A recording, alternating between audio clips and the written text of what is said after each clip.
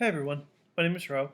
I work at Fort Wayne Sport and Social, for those who may not know me, and I'm going to be going over some of the rules that we have for soccer. I'm not going to go over every rule because generally, if you're playing soccer, you've played soccer before. So I'm just going to go over some of the rules that we have that makes this league a little more unique. The first rule that we have, and it kind of encompasses all the leagues that we play, is don't be a douchebag. It's exactly how it sounds. Don't be overly aggressive. Don't be rude and unfriendly to those who you're playing with or against. Pretty straightforward, right? Great. So just don't be a douchebag. Soccer is 7v7. This includes a goalie, and you also have to have three girls playing on the field at all times. You can play with the girl down, but you also have to. That makes your team also one person down. So you can only play with six if you don't have three girls. You can't. You can't have a guy replace a girl, but you can have a girl replace a guy. So you can have more than three girls. No metal cleats. This is purely for a safety issue because sometimes people are a little clumsy. We're not professional athletes. Not everyone has played soccer all their life, and they may fall and run into other people. So this kind of prevents unnecessary injury. Um, yeah. There's two halves. Each half is 22 minutes.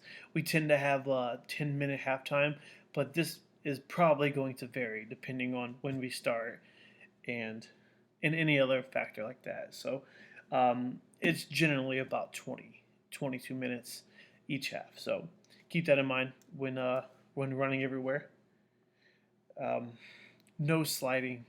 This is a kind of a big one, and it's kind of weird comparatively because soccer people slide, but this league we tend to shy away from that because again, not everyone has played soccer. The skill levels are so varied that someone who can slide may be able to do it okay, but someone who never played soccer but seen someone else do it may try it and they may trip them up, hurt them, and we're just going to try and avoid that at all costs. No one wants to get hurt. We don't want anyone to get hurt just for the sake of potentially winning a recreational game. That's no good. So keep that in mind. No sliding, and that includes goalies as well. Goalies cannot slide trying to save a ball. You can fall on top of it, but remember, you cannot slide towards it. Very important.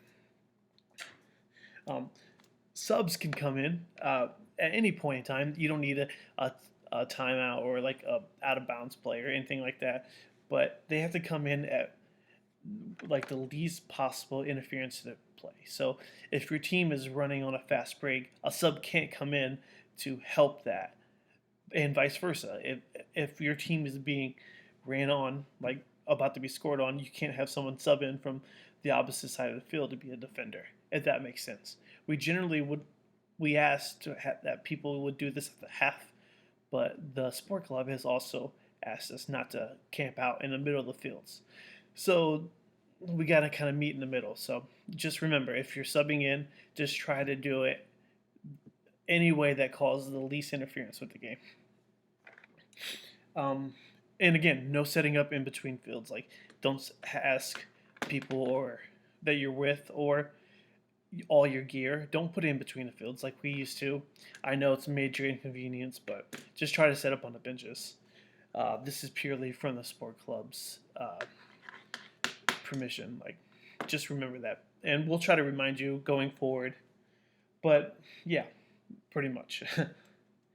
So yeah, so we've had issues with this before, especially in the playoffs where you can't have um, subs from teams in the league. But pretty much, you have to if you have a sub, they have to be replacing someone.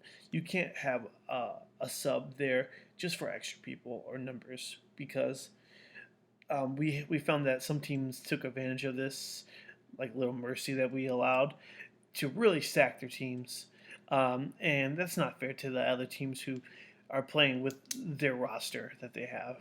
Just remember, if you have a sub, they have to be replacing an existing roster person. Excuse me. So again, if Joe is not here, you can bring someone in for him.